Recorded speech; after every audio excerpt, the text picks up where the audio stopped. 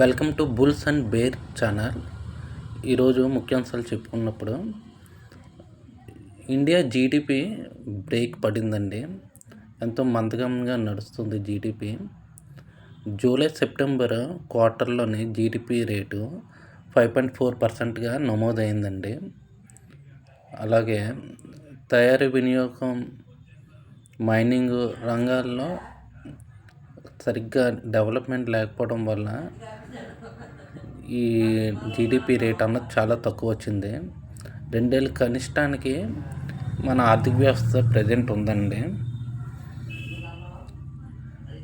ఇంకా చూసుకున్నట్టయితే మన భారతదేశం ఎకానమీ వృద్ధి రేట్ అయితే చాలా మందగంగా నడుస్తుంది.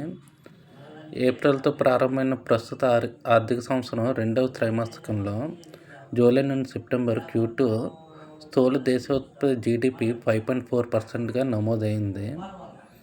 గడిచిన 2 ఏళ్ళలో ఇంత తక్కువ స్థాయి జీడిపి రేటు రావడం ఇదే తొలిసారి. అలాగే 2023-24లో చూసుకున్నట్టయితే Q2 8.1% ఉండేదండి.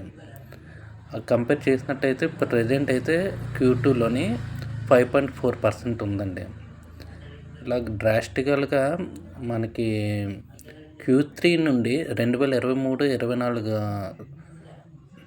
మన ఆర్థిక సంవత్సరంలో 8.6%గా నమోదైన జీడిపి రేటు డ్రాస్టికల్గా అలా తగ్గుతూ వస్తుందండి. ఇది ఎక్కడి వరకు తగ్గుతుంది అన్నది తెలియదు.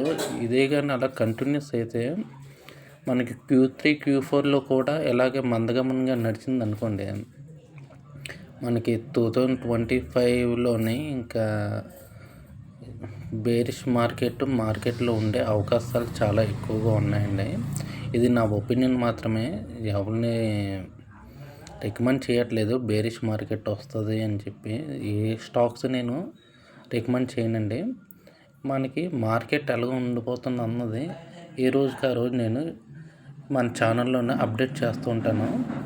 అలాగే ఏ స్టాక్స్ అయితే మంచి గ్రోత్ పొటెన్షియల్గా ఉన్నాయో, పొటెన్షియల్ గ్రోత్ ఇవ్వగలవో, అలాగే పొటెన్షియల్గా వాటి లాంగ్ టర్మ్కి ఉపయోగపడతాయో అవి కూడా నేను ఏ రోజుకి ఆ రోజు అప్డేట్ చేస్తూ ఉంటానండి.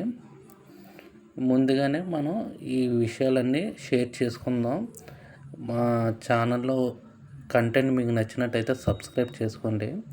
అలాగే మీ ఫ్రెండ్స్ అండ్ ఫ్యామిలీ మెంబర్స్కి షేర్ చేసుకోండి. Thank you.